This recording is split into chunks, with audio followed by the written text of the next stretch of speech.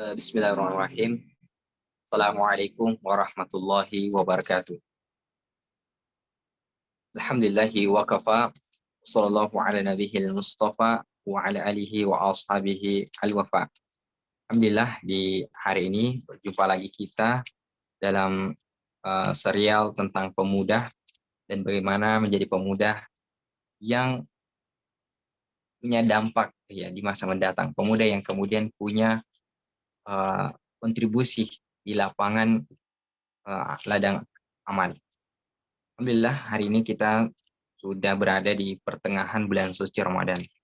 Tentu sudah banyak kemudian program yang kita buat, ya maka seharusnya di hari-hari seperti inilah kita mengevaluasi apa saja pencapaian yang kita lakukan, mulai dari isi spiritual kita, ya, ibadah yang kita lakukan, apakah sudah sesuai dengan target yang kita inginkan.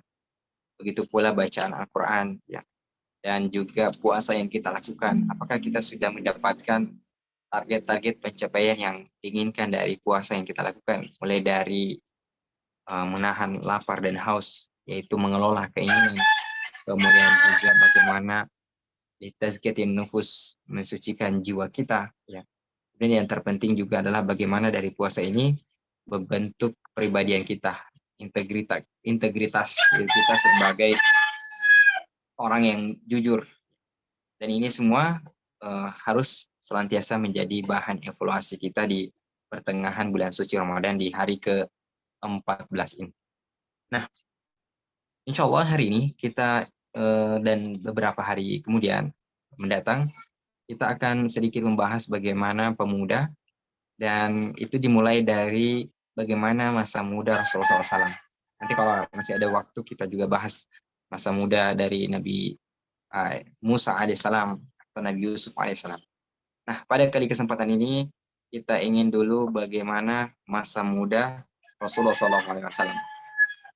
Nah, masa muda Rasulullah SAW ini merupakan masa yang sangat luar biasa, sebab ya pertama kita harus pahami bahwa manusia yang termulia Allah turunkan ke muka bumi untuk rahmatan lil alamin, yaitu Rasulullah SAW.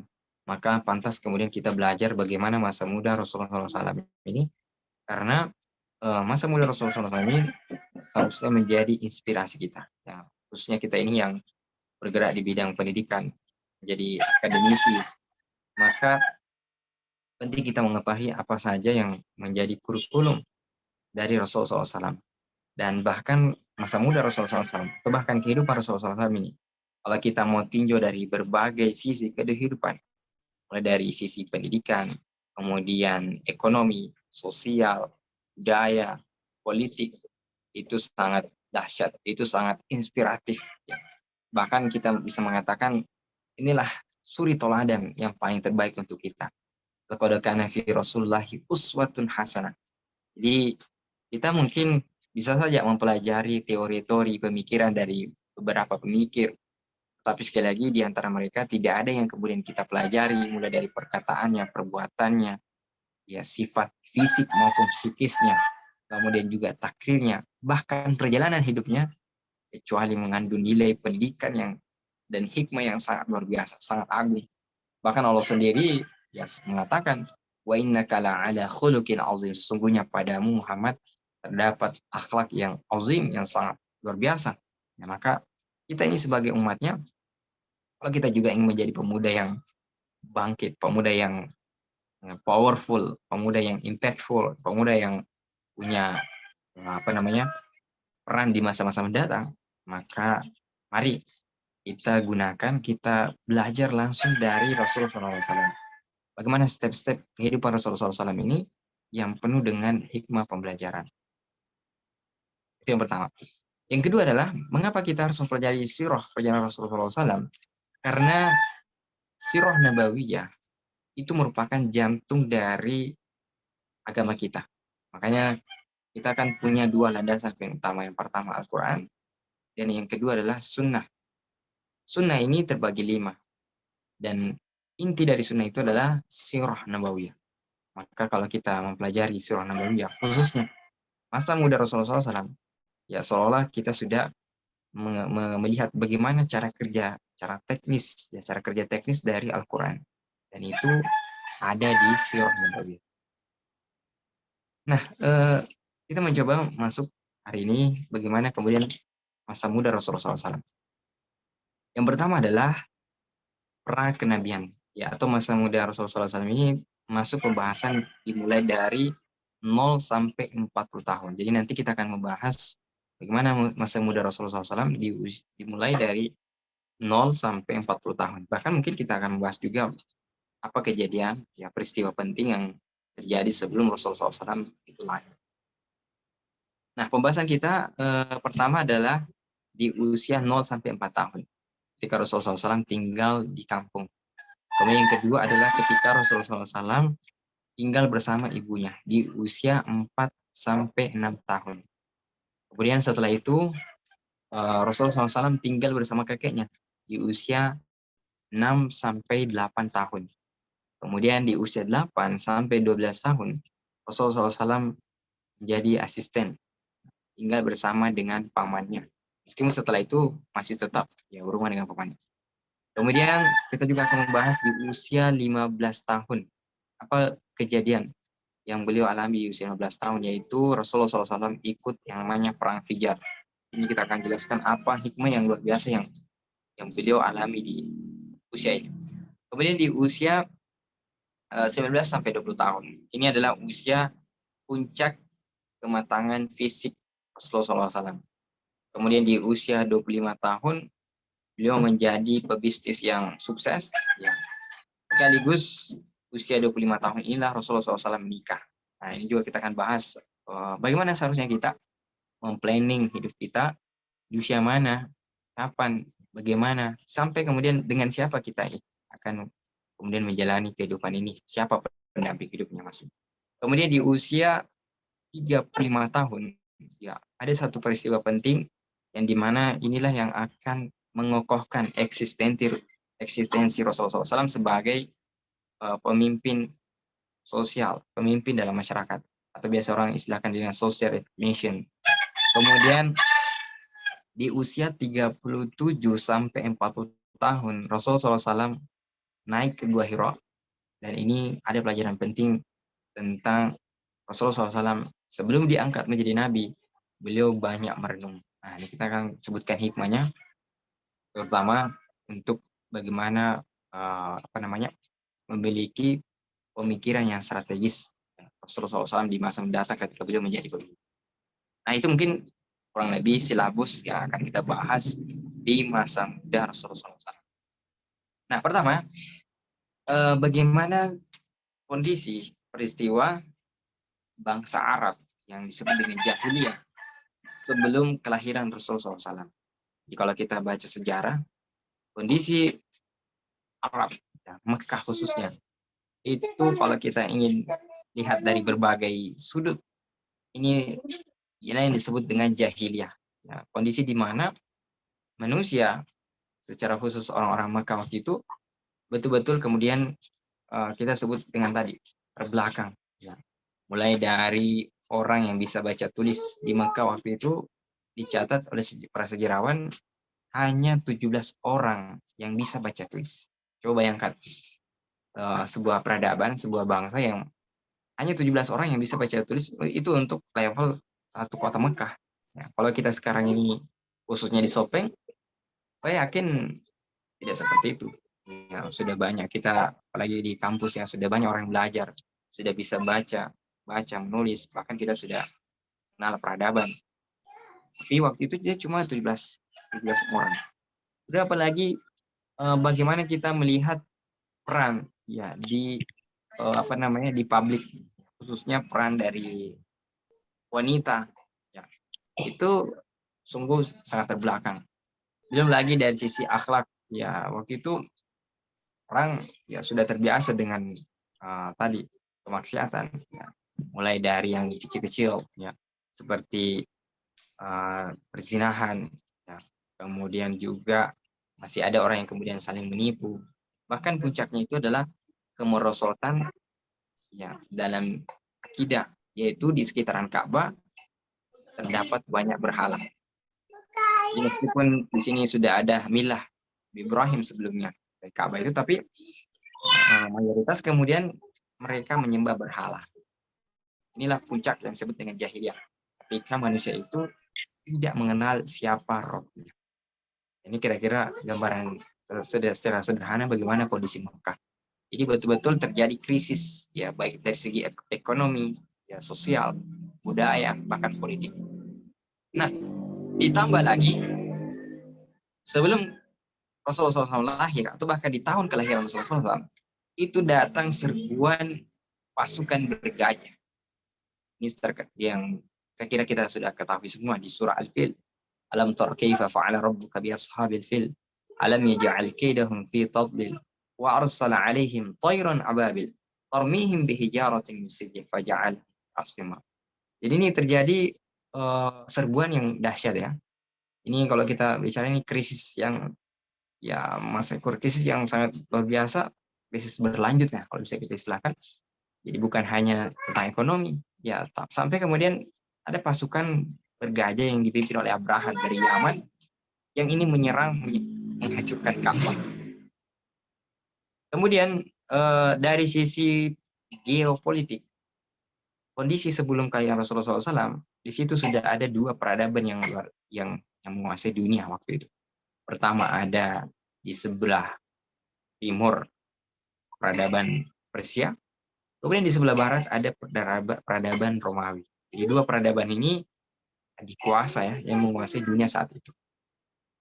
Jadi Mekah yang berada di tengah-tengah di antara dua peradaban ini, kalau kita bisa bahasakan, Mekah waktu itu adalah tempat yang kalau bahasa Bugisnya tidak direken, ya, tidak dianggap, ya. Tidak ada kemudian kancah perannya dalam sejarah. Tapi nanti kita akan belajar bagaimana kemudian negeri, tempat yang secara tadi posisi yaitu tidak terhitung, tiba-tiba kemudian menjadi pemimpin peradaban dunia.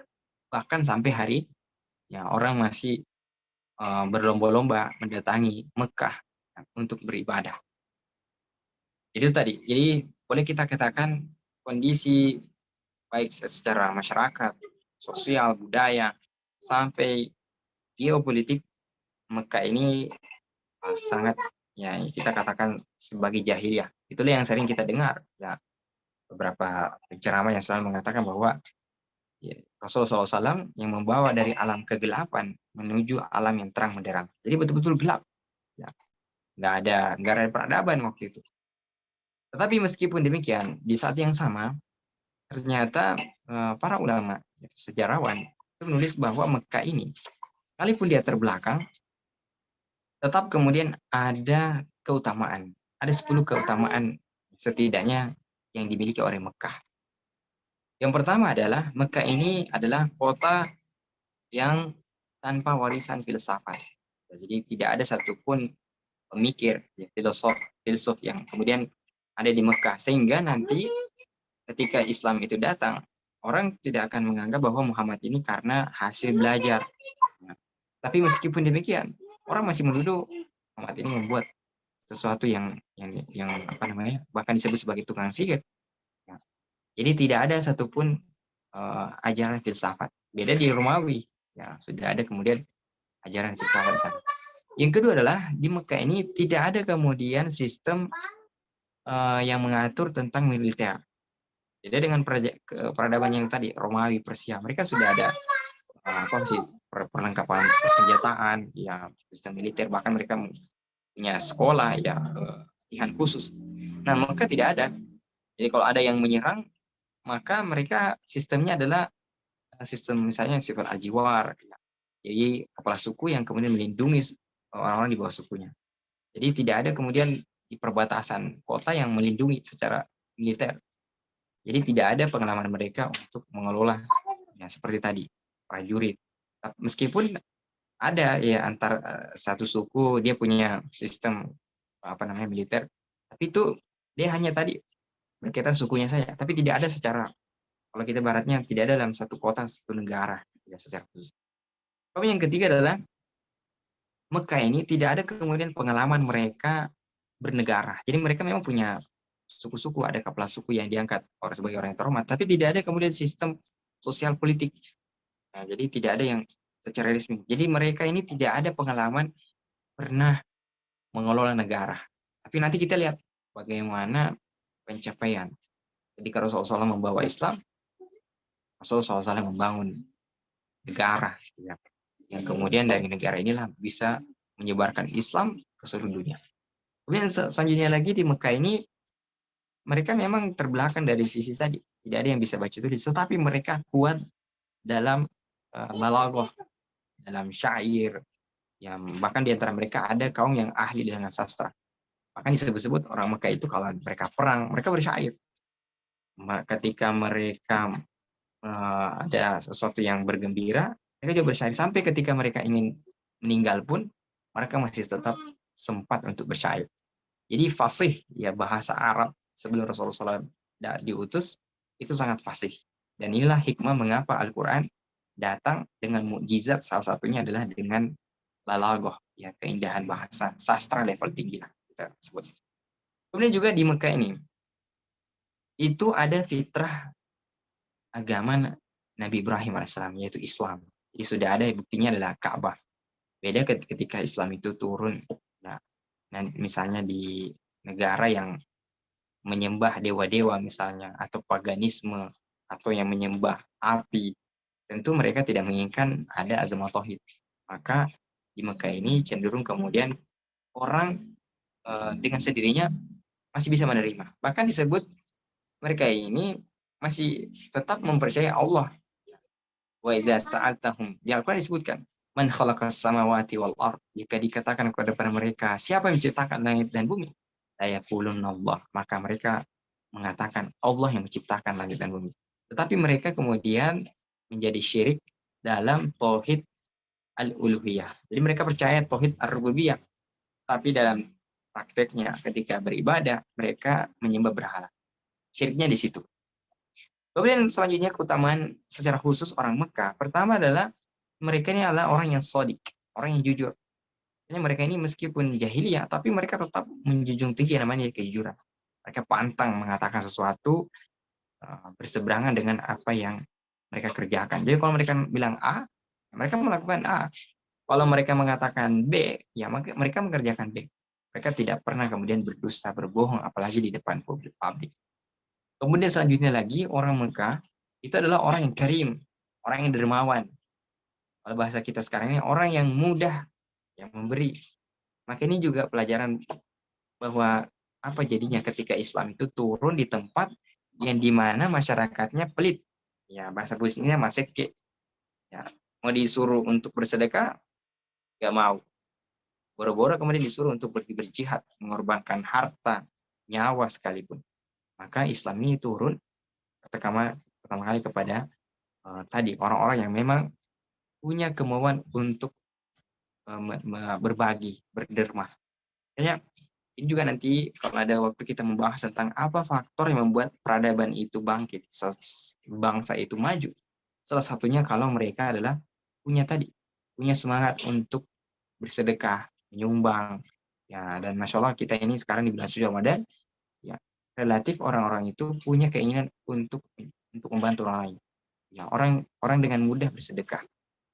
Nah, itu nilai yang positif. Kemudian selanjutnya lagi, orang Mekah, mereka adalah orang-orang yang syaja'ah. Mereka ini punya keberanian. Pokoknya kalau ada sesuatu, mereka berani. Mereka berani mempertahankannya, mempertanggungjawabkannya. Maka nilai hikmah kenapa kemudian Islam itu dibawa oleh orang-orang pemberani. Apa jadinya kalau Islam ini dibawa oleh orang-orang para penakut? Takut hantu, takut setan, takut dengan resiko. Jadi mereka ini berani. Ya. Dan mereka sudah terbiasa dengan kehidupan gurun pasir. Ya.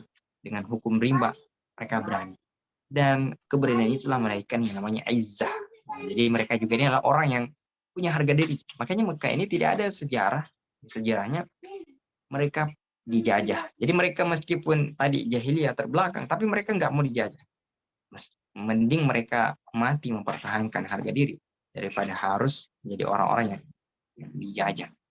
Yang terakhir adalah orang Mekah secara khusus. adalah orang yang memiliki namanya basatoh, kesederhanaan. Mereka sudah terbiasa hidup di gurun pasir, bertenda dengan hanya mengandalkan tenda, berkemah, kemudian minum air yang zam-zam misalnya. Kemudian makanannya juga sederhana. Jadi mereka kehidupannya tidak mesti ribet ya, sebagaimana apa namanya beberapa bangsa di dunia ini.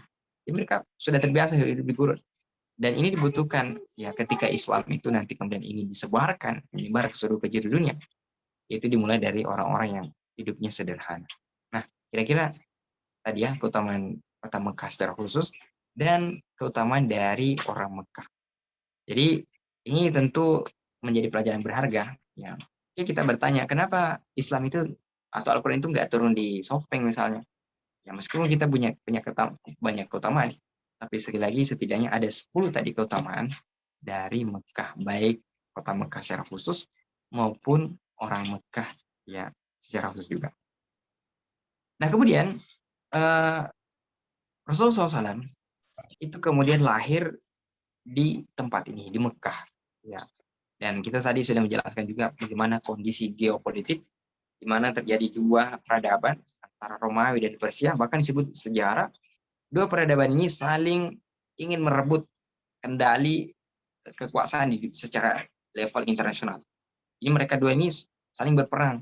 Nah, di saat inilah dua peradaban ini ingin mengambil alih kendali dunia, saling berebut.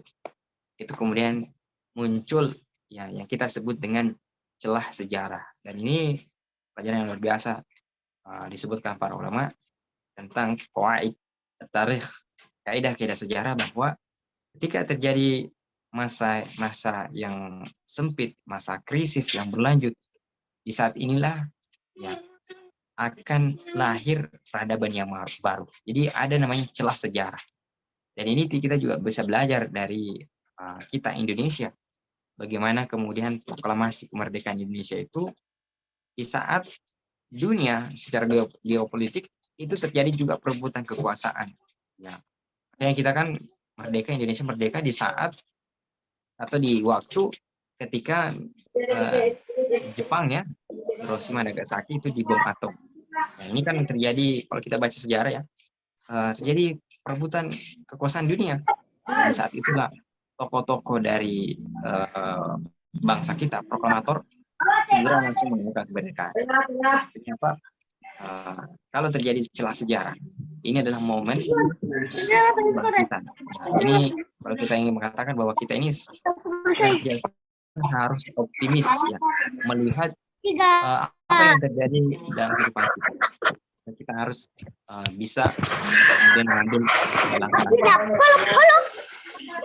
Kemudian selanjutnya, ketika Rasulullah SAW lahir tadi, jika terjadi serbuan pasukan bergajah, ya. Kemudian Rasulullah SAW lahir. Nah, oh ya, sebelumnya ini ada suara yang masuk ya. Nah, jadi bagaimana kemudian kelahiran Rasulullah SAW? Nah, ini kalau disebutkan dalam sejarah, ketika tadi terjadi serbuan pasukan bergajah, maka ada satu momen yang bisa ceritakan juga. Ketika pasukan Abraha itu datang, ingin menyerbu, hancurkan Ka'bah. Jadi ini kisahnya kan Abraha ini sebenarnya dia tidak menginginkan orang itu pergi ke Mekah, ke Ka'bah. Ya. Makanya dia kemudian membuat, bahasa kita, dia membuat juga kayak Ka'bah gitu di Yaman. Tapi karena ya motifnya ini hanya ingin menandingi, nggak ada orang yang mau datang. Maka disitulah dia kemudian tidak menginginkan, akhirnya dia pergi menyerang Ka'bah yang ada di Mekah. Jadi begitu ceritanya. Nah, ketika dia pergi menyerang Ka'bah, ingin menghancurkan Ka'bah yang berada di Mekah, Abraha kemudian datang dengan pasukannya tadi, dan bergajah. Ya, sampailah ketika itu dia bertemu dengan kakek Rasulullah SAW, Abdul Muttalib. Ketika bertemu itulah dia ternyata juga mencaplok.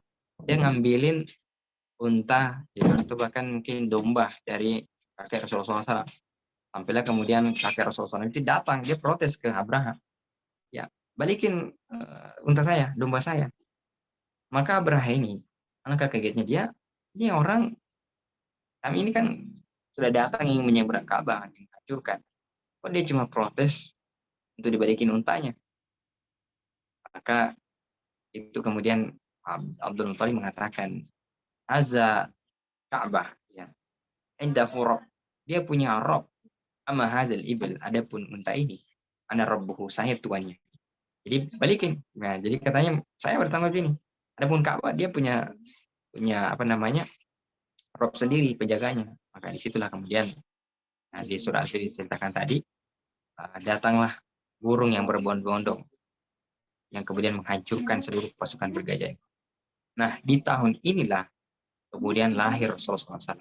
Maka di tahun ini kemudian dikenal dengan tahun gajah. Ya, jadi dulu orang, karena belum ada sistem penanggalan yang teratur, maka mereka menamai tahun itu dengan peristiwa apa yang terjadi, peristiwa yang lebih dominan.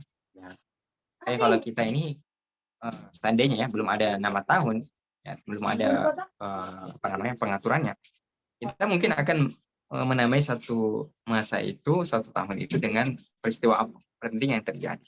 Nah, singkatnya, pelajaran yang bisa kita ambil dari peristiwa ini, pertama adalah bahwa Ka'bah itu adalah rumah Allah. Maka Allah yang akan menjaganya sampai hari kiamat. Jadi kita ini apa namanya harus meyakini bahwa Ka'bah itu adalah rumah Allah. Makanya disebut dengan Baitullah. Tetapi ada seorang ulama menulis buku judulnya Lasna fi Ahdi Abdul Muttalib. Kita ini bukan lagi di zamannya Abdul Muttalib. Ulama ini menjelaskan bahwa kalau Ka'bah dulu, ya Allah yang melindungi langsung, maka kita hari ini jangan kemudian mengatakan ya, kalau Ka'bah mau diserang, mau dihancurkan ya, ini aja deh, bukan urusan saya. Sekali lagi kita harus punya adil. Kita harus berusaha melindungi Ka'bah. Karena lasna fi ahdin muttalib. Kita bukan lagi di zaman yang muttalib. Yang kedua, pelajaran yang bisa kita ambil dari peristiwa ini bahwa orang akan tidak terlalu fokus, ya. Ketika Rasulullah SAW lahir ini, orang itu kan nggak fokus. Siapa ini orang yang lahir? Waktu itu mungkin banyak bayi yang lahir. Tetapi orang baru sadar bahwa di tahun diserbunya Ka'bah Mekah secara khusus terjadi krisis tadi, di saat tahun itu pula ternyata lahir manusia yang membuat, ya, gebrakan peradaban yang luar biasa di masa-masa mendatang. Jadi ini pelajaran bahwa orang itu kalau lahir, kadang-kala orang nggak tahu ini siapa yang lahir ini, karena namanya bayi. Tapi itu hanya baru diketahui setelah 40 tahun. Orang baru menyadari bahwa ternyata orang yang lahir di tahun gajah tadi ternyata adalah orang yang penting di masa mendatang. Artinya apa? Sejarah, kalau kita belajar sejarah, itu selalu ada orang atau gerbang peradaban baru di saat terjadi krisis. Makanya kita ini ketika kemarin terjadi COVID, terjadi corona ya, yang melanda bukan hanya Indonesia tapi seluruh dunia, boleh jadi, saya bilangnya boleh jadi di saat di tahun itu lahir juga pembaharu, lahir juga orang yang akan menjadi gerbang peradaban baru di masa-masa mendatang. Dan kita tidak tahu, kita nggak tahu di antara bayi-bayi yang lahir juga di situ, itu siapa di antara mereka yang kemudian menjadi buat gebrakan yang luar biasa di masa mendatang. Dan itu hanya baru diketahui kalau Rasulullah ini 40 tahun. Jadi kita nggak tahu berapa tahun ke depan, baru kita tahu, oh ternyata orang yang lahir di tahun 2000 kemarin ya, 2000 berapa ya, corona 2020 ya, 2021, itu ternyata ada orang yang di antara bayi-bayi itu menjadi pembahar di masa mendatang. Maka sekali lagi, sejarah itu akan berulang dengan pola yang sama. Nah, kemudian selanjutnya, bagaimana nasab keturunan Rasulullah SAW? Nah, Rasulullah SAW ini lahir dari nasab keturunan yang kalau kita mau kajinya adalah keturunan yang terhormat, keluarga yang terhormat. Bahkan disebut Abdul Muthalib, kakeknya itu punya peran penting di Ka'bah, yaitu siqayal hajj, memberikan air minum agar orang yang datang berhaji. Jadi kalau kita bisa menyimpulkan hari ini, Rasulullah SAW ini keturunannya sampai ke garis keturunan Nabi, Nabi Ismail, kemudian Nabi Ibrahim alaihissalam. Nah, jadi bisa kita katakan Rasul ini lahir dari lingkungan keluarga darah biru, bangsawan, bukan orang biasa. Ya tentu kita mengatakan bahwa Allah memandang bahwa manusia itu bukan dari keturunannya, ya bukan dari keluarga siapa, tetapi ketakwaan. Tetapi ini secara khusus Allah menginginkan bahwa Nabi terakhir ini, manusia yang mulia ini ingin lahir dari keluarga yang terhormat. Ya, tentu ini ada hikmah yang luar biasa dari Allah Subhanahu wa taala. Maka pelajaran di sini bahwa kehormatan, nasab, keturunan, keluarga dari seseorang itu semakin membangun kepercayaan orang-orang. Jadi kalau misalnya kita mau istilahnya mencari pemimpin, misalnya ini, atau misalnya tadi ingin mencari orang yang dengan bibit yang unggul, maka salah satunya adalah melihat nasab. Ya, meskipun sekali lagi tadi itu bukan ukuran yang utama, ya, tapi ketakwaan. Tetapi sekali lagi ini juga ada hubungannya. Kenapa? Itulah kemudian Rasulullah SAW sampai menganjurkan kepada kita ketika ingin memilih pasangan, salah satu adalah kita melihat nasab keturunan. Karena ini sangat berpengaruh. Nah, ala kulihal, kita juga kalau sekarang misalnya di Shopee, penting juga memang melihat nasab. Ya, makanya ada orang-orang yang misalnya bangsawan. Ya, biasanya orang kalau tadi kita melihat keturunannya, oh memang ini keturunannya misalnya dia pendidik. Ya. Oh keturunannya ini pemimpin. Maka kelak biasanya anak keturunan itu juga akan lahir. Oh ini memang keturunan orang baik-baik. Nah, ini orang yang disegani dalam masyarakat. Maka ini bisa berpengaruh di perannya di masa mendatang. Nah selanjutnya, bagaimana kemudian masa kecil Rasulullah SAW tinggal di kampung di Bani Sa'ad. Ya, nah, insya Allah kita akan lanjutkan di esok hari. Ya, maka jangan kemana-mana, kita akan sebutkan hikmah pelajaran ketika Rasulullah SAW di kampung. Demikian bisa kita sampaikan. Kalau ada yang ingin ditanyakan, didiskusikan, saya persilahkan.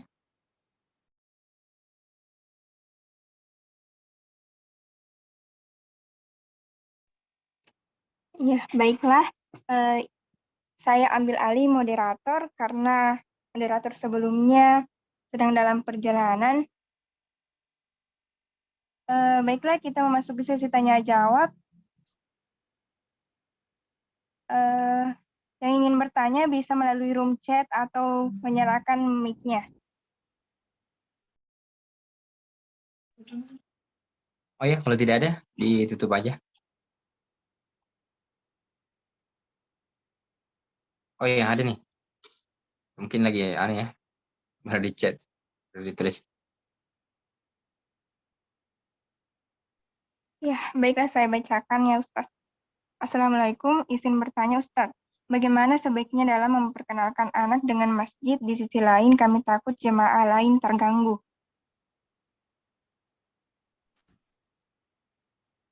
Oh ya, kalau yang saya tangkap ya, maksudnya ini bagaimana kita melatih anak-anak kita sejak kecil untuk datang ke masjid. Itu ya. Nah, pertama, memang ini juga menjadi bagian keresahan kita. Ya, kadang-kadang saya melihat beberapa orang tua ya, tidak semuanya, sebagian orang tua, anak-anaknya itu jarang dibawa ke masjid. Memang alasannya juga logis. Salah satunya adalah karena di masjid itu misalnya takutnya mengganggu orang lain. Ya. Maka di sini itulah pentingnya kita ibaratnya memberikan dulu semacam pengarahan. Jadi anak-anak kita kalau mau dibawa, ya sebaiknya memang di usia yang bisa kita kontrol. Misalnya kalau sekarang ya, pengalaman anak saya itu di usia 2 tahun lebih, itu saya sudah bawa ke masjid. Akhirnya sekarang usianya sudah 4 tahun, masih tetap juga saya bawa ke masjid. Dia tidak kayak tadi, agak segan untuk bermain. Biasa kan anak kalau ke masjid itu lari-lari, ya kemudian juga mengganggu jemaah lain. Maka ini sekali lagi tadi dibangunnya dari sejak kecil. Bisa tadi 2 tahun, itu sudah kita biasakan, atau mungkin 2 tahun lebih ya. Kemudian kalau kita sudah membiasakan datang ke masjid, pertanyaannya selanjutnya adalah bagaimana supaya dia tidak mengganggu jemaah lain. Nah, ini juga sebenarnya berangkat dari kesadaran yang pengurus masjid, para orang tuanya. Biasanya kan kita kalau di masjid itu kan kebanyakan orang tua ya, jarang anak muda. Tadi anak-anak yang jarang dibawa ke masjid, akhirnya ketika dia sudah SMP, kan SMA, atau bahkan kuliah, dia nggak mau ke masjid karena sudah tertanam bahwa kalau ke masjid kayak gimana ya, kayak di apa namanya, di bahasa itu diamparan ya, sudah ada mungkin ada trauma. Ya, maka ini juga harus menjadi perhatian dari para jemaah masjid bahwa kita harus bagaimana masjid kita itu ramah dengan anak. Nah, masalahnya kan kadang-kadang orang masjidnya tadi uh, tidak mau ada keributan. Namanya juga anak-anak. Anak-anak itu pasti kan membuat keributan, membuat orang bisa sebel. Itu yang harus dipahami. Nggak ada tuh namanya anak-anak. Kita suruh ke masjid, dia berdiri, dia nggak jalan-jalan, dia di tempat, dia jalan. Ya, maka ini harus menjadi mindset kita ya. Memang seperti itu. Nah, kemudian juga kadang-kadang juga ini cuma ya pengalaman pribadi, anak-anak yang biasa ribut di masjid itu biasanya karena orang tuanya yang juga jarang ke masjid. Nah, biasa kita lihat ya, ada anak-anak yang nakal di masjid itu, biasanya juga karena memang orang tuanya yang nggak ke masjid. Jadi memang sebaiknya kita berdua. Ya, kalau perlu kita di sampingnya. Nah, kemudian yang terpenting lagi, bagaimana kita memberikan pengarahan bahwa misalnya kita kasih tahu, oh nanti kalau di masjid jangan ribut. Kalau ribut, nanti saya nggak bawa lagi. Jadi kita berikan eh, apa namanya, peraturan. Atau kalau perlu kita berikan reward dan punishment misalnya. Kalau kamu nanti di masjid lari-lari ganggu orang, saya nggak bawa lagi ke masjid. Nah, itu bisa dikatakan. Nah, kemudian juga masalah kadang-kala adalah ketika anak itu pergi ke masjid, dia itu bermain karena ada yang mengajak. Nah, jadi kadang-kala anak itu sebenarnya dia nggak mau lari-lari, tapi karena dia lihat ada teman yang lain yang lari, akhirnya dia lari juga. Maka ini memang sebaiknya sebisa mungkin diusulkan ke pengurus masjid. Jadi ada area yang khusus untuk anak-anak itu bermain. Ya nggak masalah. Kalau anak itu bermain, ya namanya juga anak-anak. Memang dunia mereka bermain. Pernah ada saya lihat ya di Turki itu disiapkan khusus. Jadi masjidnya besar, masjid kayak masjid raya gitu. Nah, di sudut masjid itu ada memang disiapkan tempat untuk bermain tuh anak. Kalau masalah tadi keributan, maka sebisa mungkin kalau perlu ada orang yang kita khususkan untuk berjaga.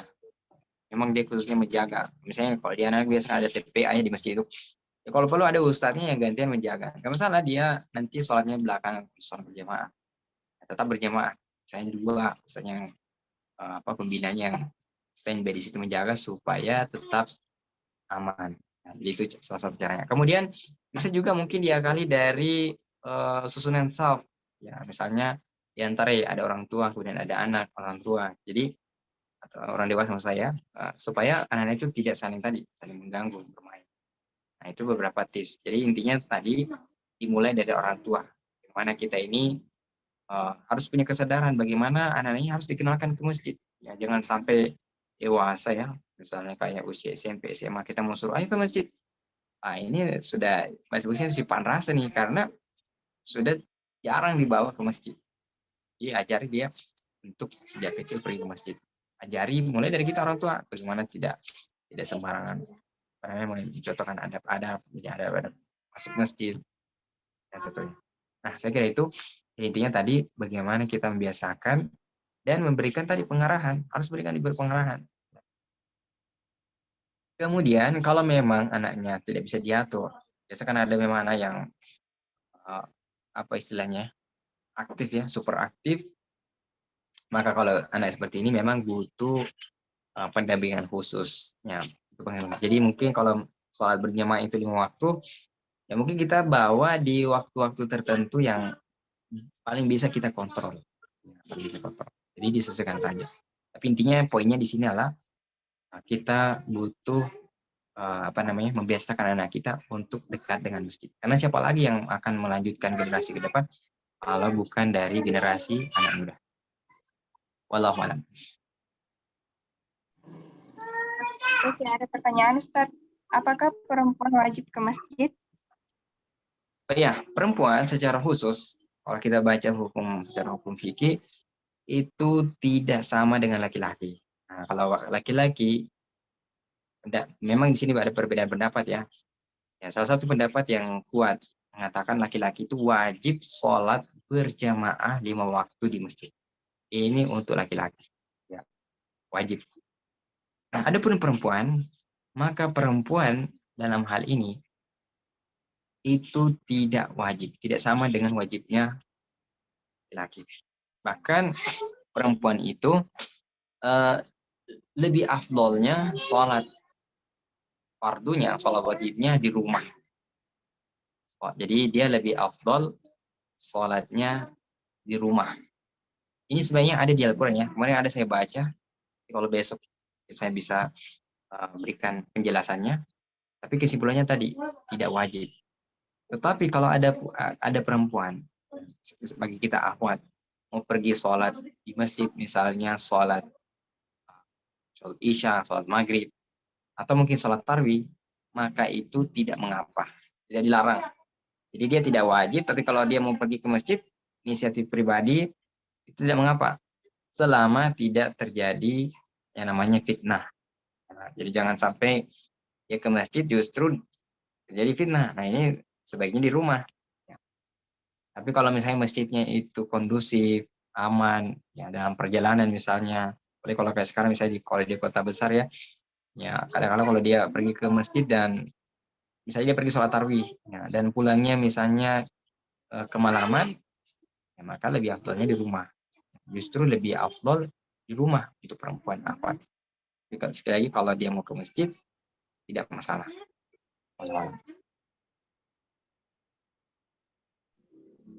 Baiklah, mungkin pertanyaan sudah tidak ada. Kami ucapkan banyak terima kasih kepada Ustadz yang telah bersedia membagikan ilmunya kepada kami.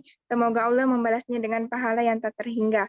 Dan semoga apa yang disampaikan Pak Ustadz dapat dipahami dan dipraktikkan dalam kehidupan sehari-hari kita. Kami tutup majelis hari ini dengan banyak-banyak beristighfar, astagfirullah, astagfirullah, astagfirullah, dan membaca doa kafaratul majelis. Subhanakallahumma wa bihamdik, asyhadu an la ilaha illa anta, astaghfiruka wa atubu ilaik. Wassalamualaikum warahmatullahi wabarakatuh. Waalaikumsalam.